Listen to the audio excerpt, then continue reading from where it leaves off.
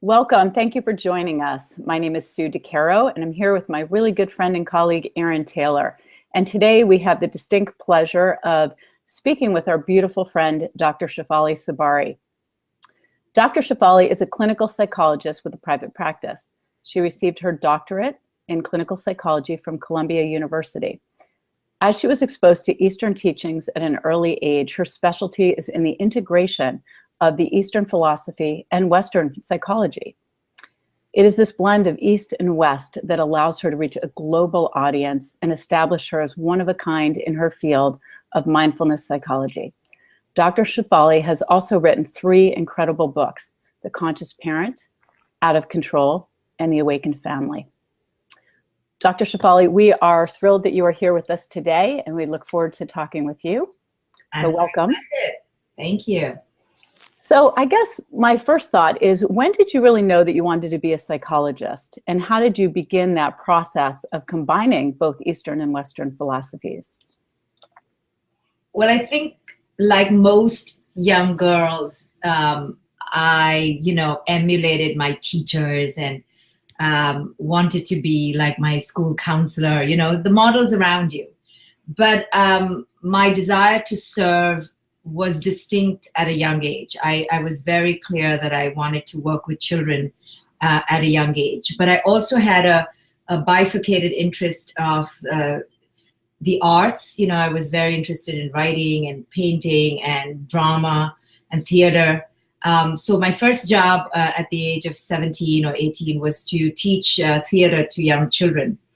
And I happened to go to a school which eventually became the sister school or the twin school of the school I went to in California. And there began my path of integrating theater and the creative arts in healing.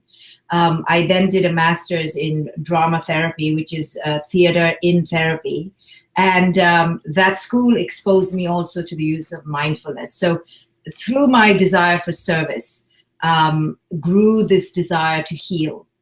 And I let go of the desire to teach in a conventional way and combined it with my desire to heal. So teaching and healing became the 2 central elements of my desire to manifest my destiny. So, and that's just what I've done. I've stayed consistent in teaching and healing and introducing mindfulness. That became actually the predominant focus then.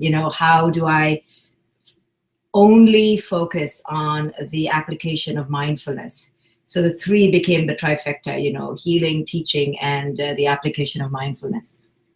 Wow, that's beautiful. And of course, knowing your work and having gotten to know you over the last few years, you're doing an incredible job in this world of bringing those all to fruition.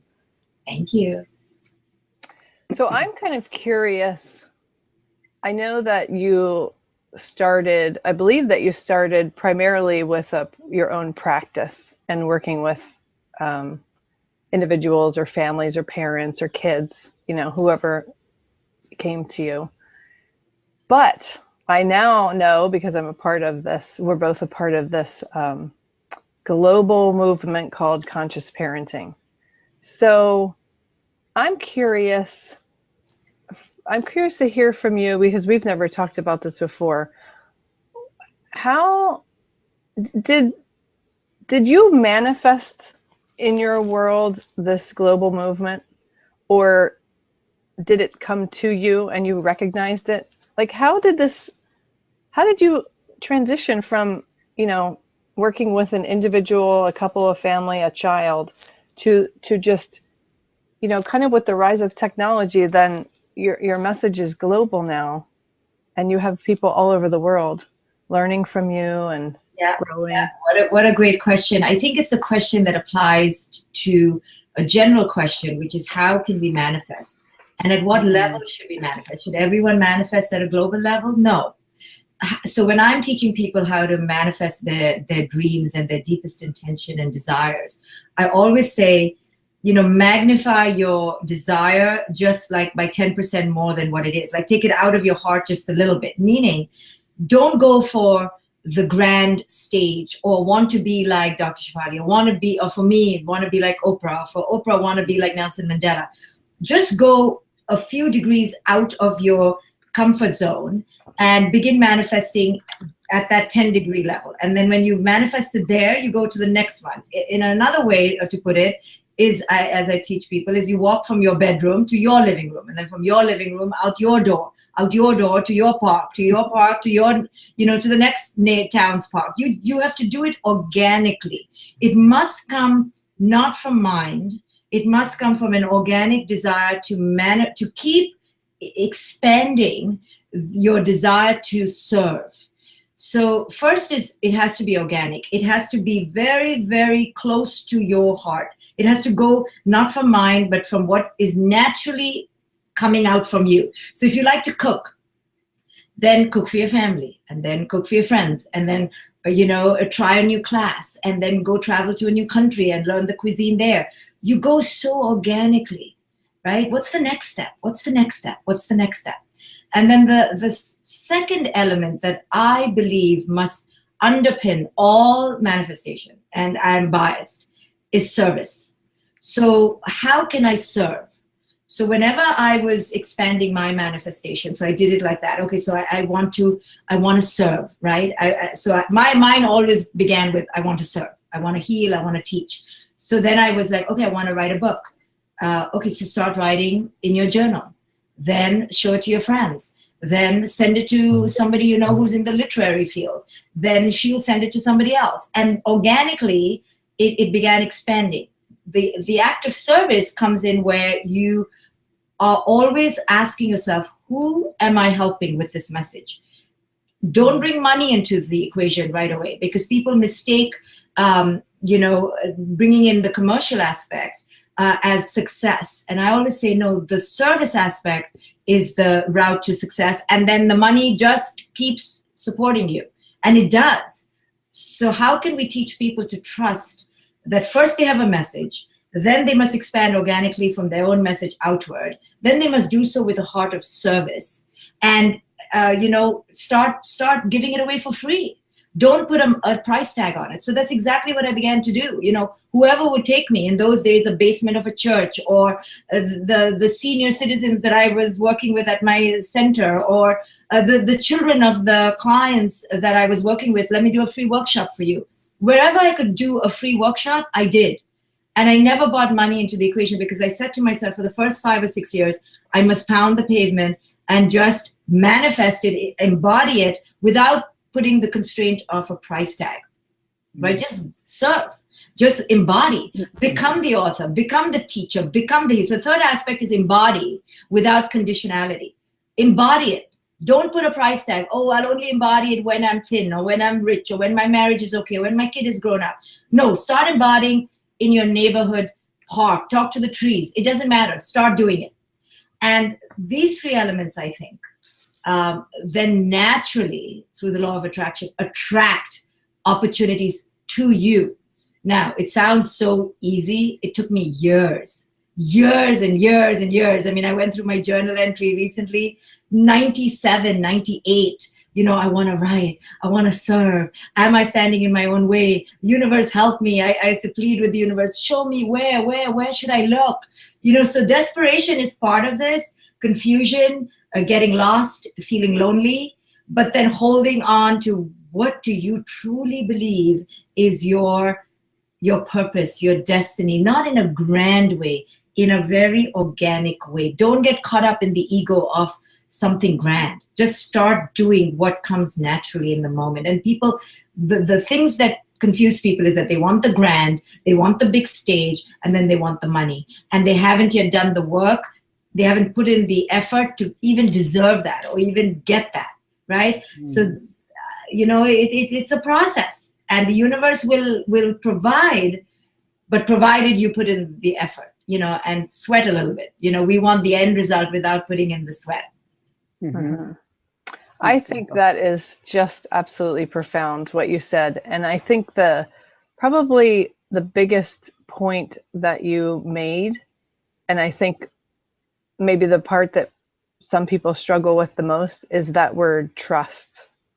I think so many people go into their heads and they think, well, I just have to think through my steps. but they forget to drop down into their heart and really trust their instincts, their intuition, trust the universe, trust the process, just trust it all, and make sure they're in alignment with what they really feel is their calling. And then keep their head, not out of it, because you still have to think about the steps. You can't just wish it, just will it to come to fruition. You have to put the work in, but the mind almost has to stand behind the heart. You're absolutely right. But the trust, they want the trust is so conditional, like you said. They will trust it if they have an audience. Yes. They will trust it if they have the money. And I'm saying you have to trust it because it's for you. You're writing for you. So every page of every book I write is for me. So whether somebody reads it or not is now out of my realm of control. What am I doing because I love it? So you have to do it because you love it. If you want to cook, cook because your children love it. Cook because your friends love it. That's how you then begin the magnification of something that is pure and untainted. There's really no question. There's no trust then, right? Because if you're doing it for you, what is there to trust? You love yourself. You applaud yourself. You give yourself all the praise in the world.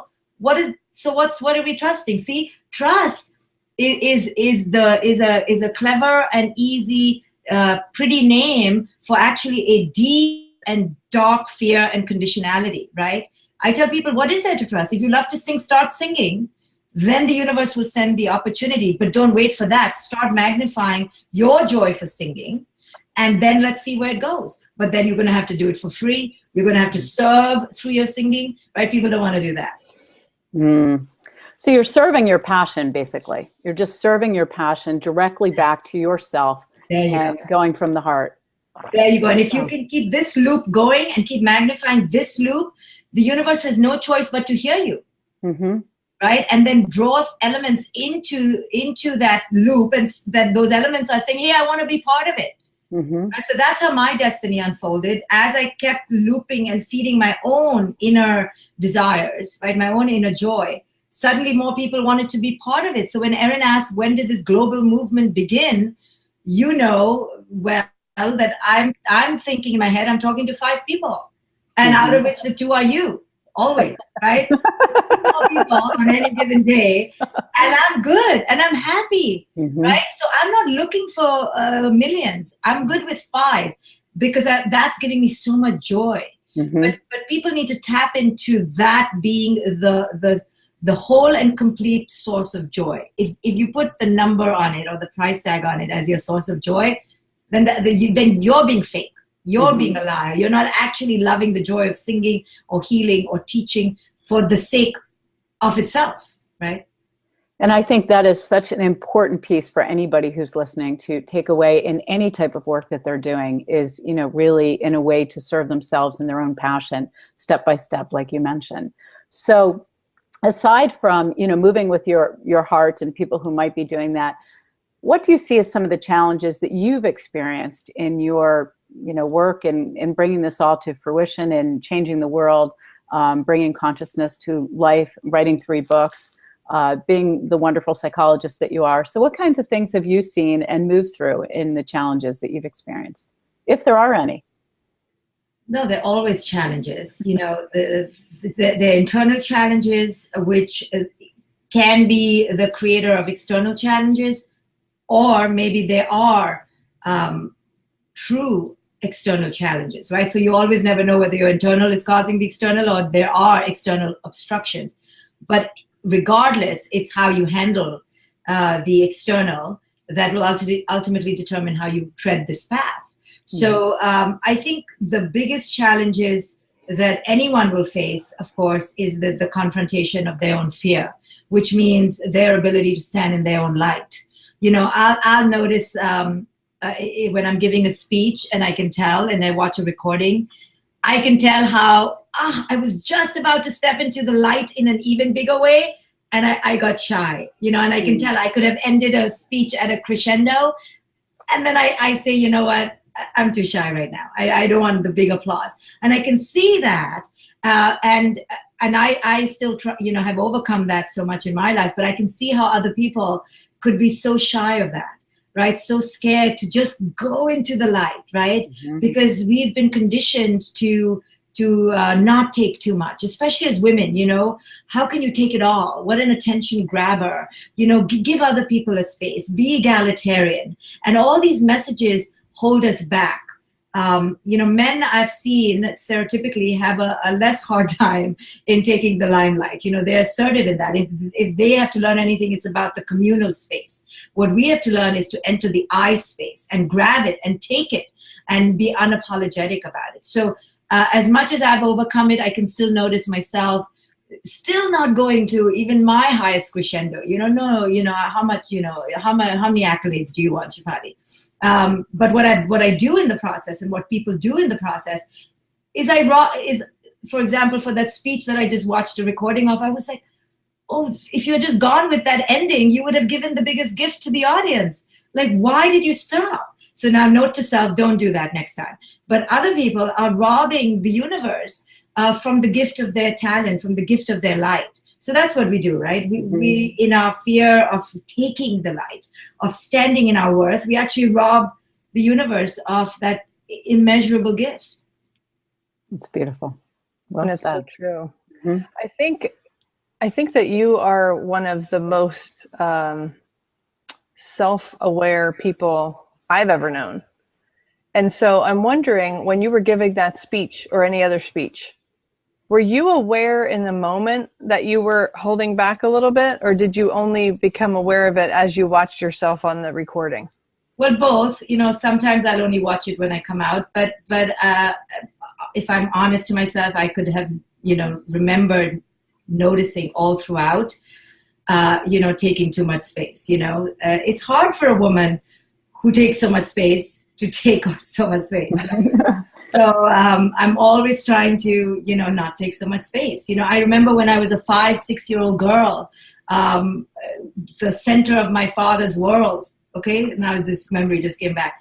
And the upstairs neighbor was this bitter woman. If her children watch this video, she's not alive anymore. Oh my God, I'm talking about the dead.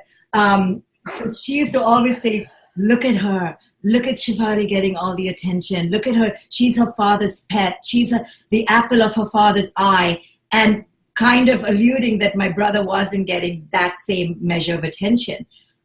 And I actually, from those moments, always have been holding back, right? But despite that, I'm in the limelight. So, but that old voice, right, which we all have, I have it just from a neighbor. People have it from their parents, right? Mm-hmm. People have it from their loved ones. I just had it from this relative stranger, but it never left me.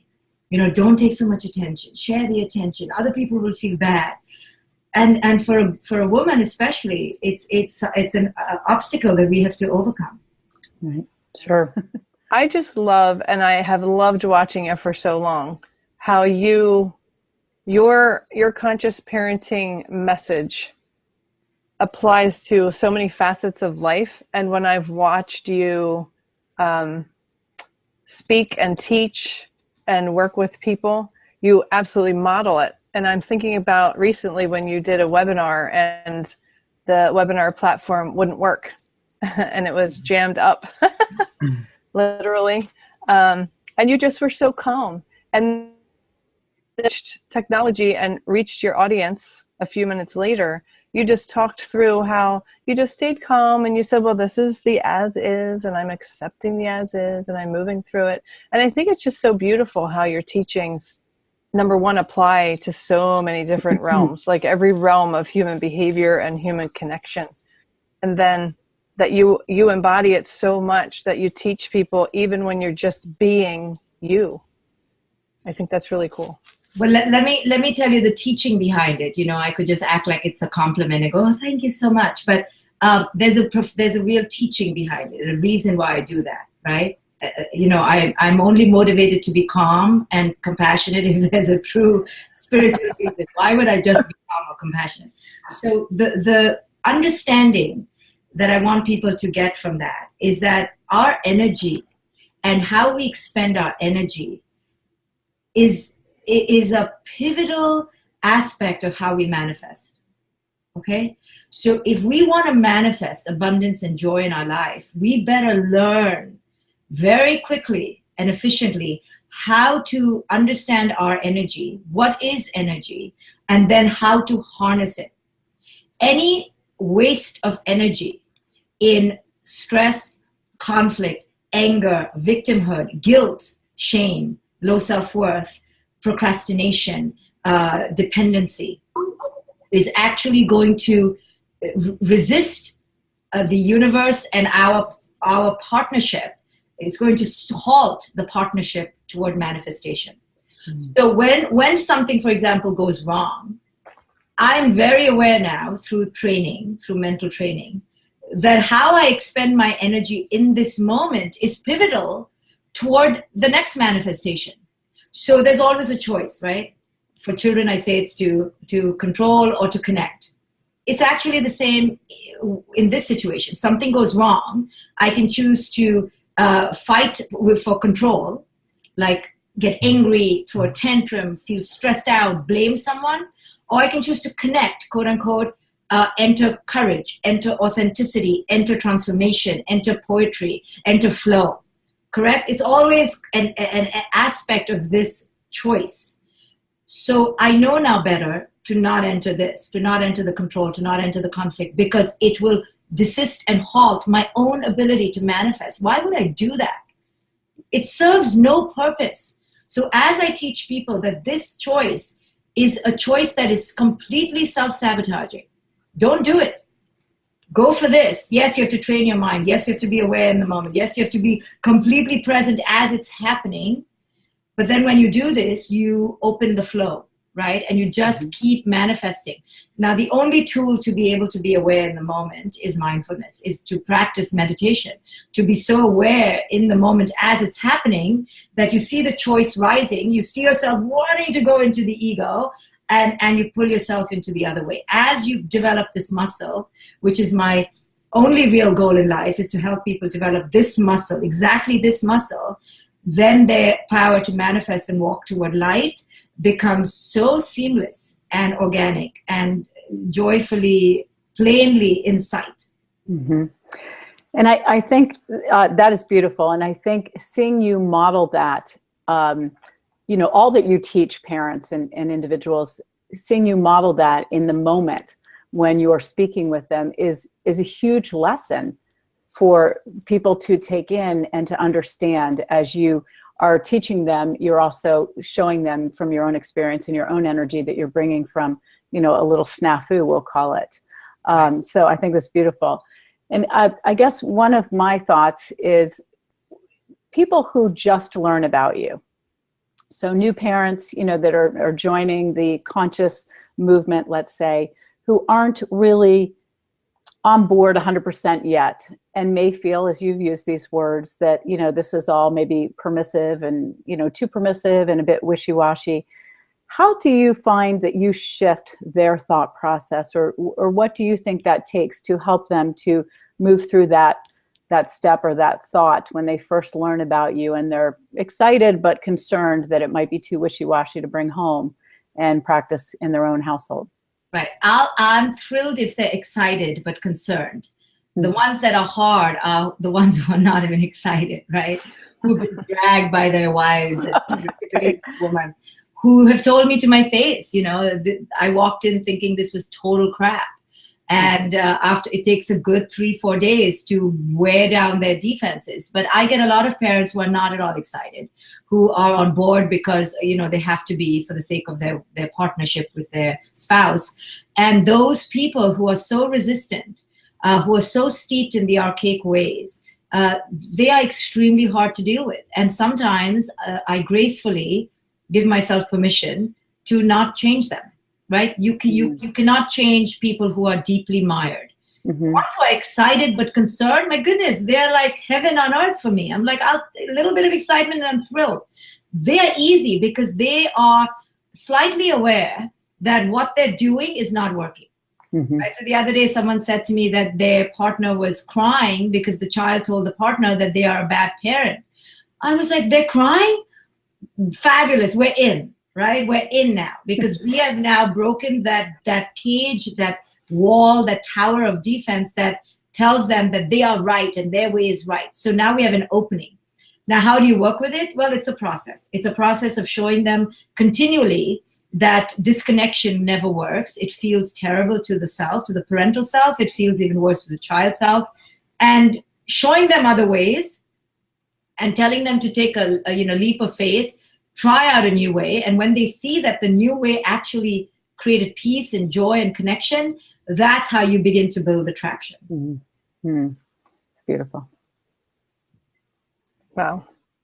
I think we could sit here for the next 8 hours chatting with you because we just love you.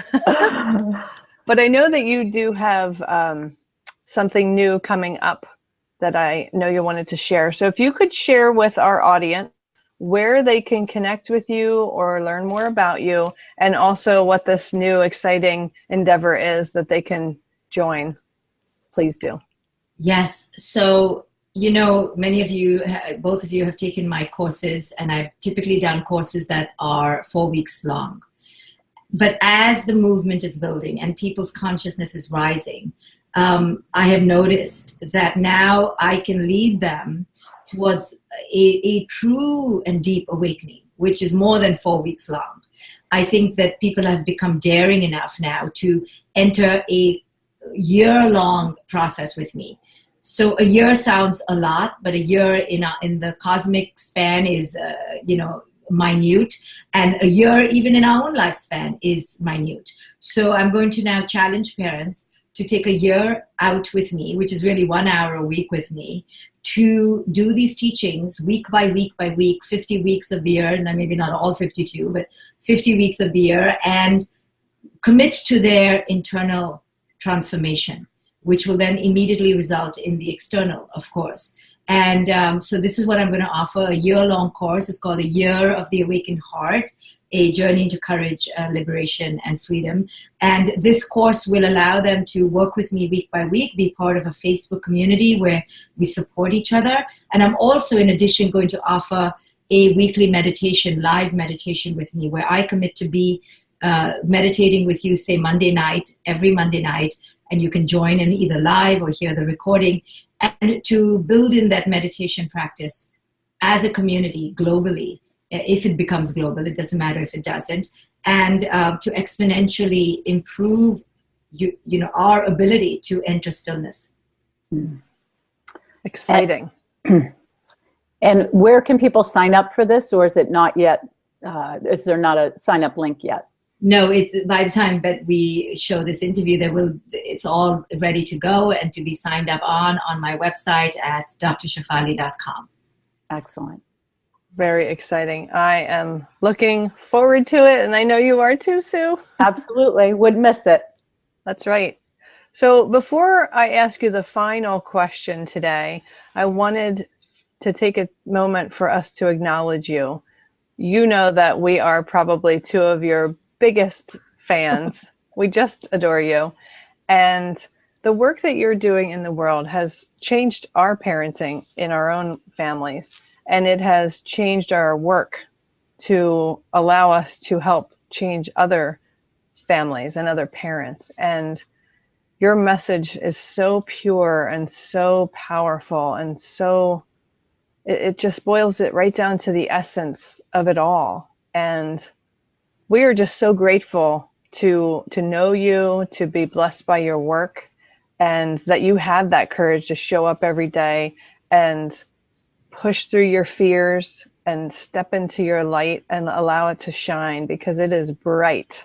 And so we just wanted to thank you just for being you. Thank you. And it's so impressive to watch how you both have taken this message and expanded it and concretized it to work in the education field. I know so many of our people in our movement have joined your Building Connected Communities because you give a curriculum.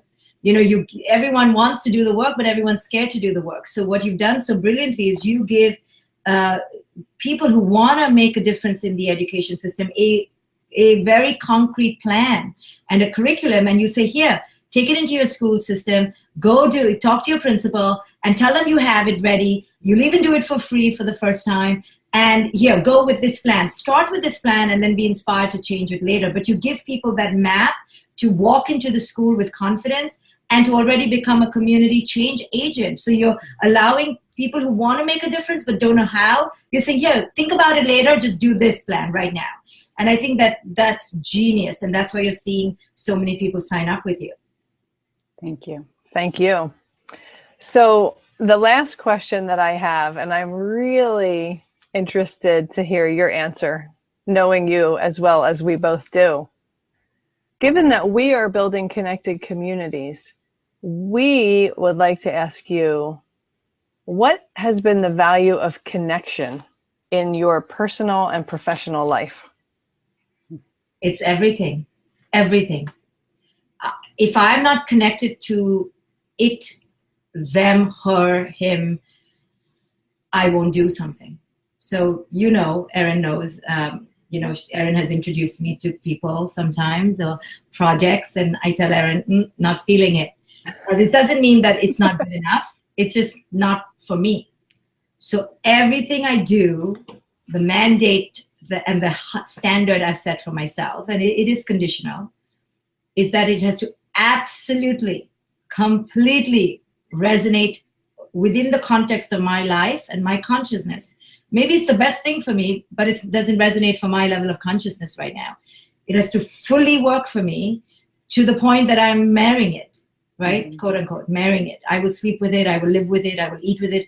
I will be stuck on an island with it. That's the level of commitment. If I don't feel it, I don't do it. It could have $1 million tag on it. It could have the potential of walking me straight into heaven. I won't do it. So that is my guiding light, and to do that, I encourage people to know themselves so well. And again, be willing to let go if it doesn't work for you. If you are fearful that you're going to lose something, you will never make the right decision. If you are deeply aligned with who it is you are and go with that, you will always make the right decision. But that takes deep connection, right? Connection to yourself. So connection is everything. Every piece of my day needs to be connected. If I want to have this, coffee in this cup, or you'll see me having coffee in another cup, that is a connected decision I've made. It's to the point of what pen I use. Mm-hmm. So choosing to live in a deeply connected way is for me the only way to live. Mm. And I think that circles back to what we talked about at the beginning about serving your own passion. Yes. And so that brings connection to you and to those around you by serving your own passion. Yes. It's beautiful. Serving yourself, right? Mm-hmm. When you serve yourself, you will serve every other soul on earth. Mm-hmm. Love it. Love it. Love it. Well, thank you so much, Dr. Shefali, for your time. We have thoroughly enjoyed chatting with you. And it's been really interesting to have a slightly different conversation with you this time. We're always talking about parents and children and how they connect or disconnect from each other. But it's been really neat to talk to you about how do you connect to yourself and how you can translate that into your work. So thank you so much. I wasn't prepared for this kind of interview, but I loved it. Thank you. Thank you. Thank you so much.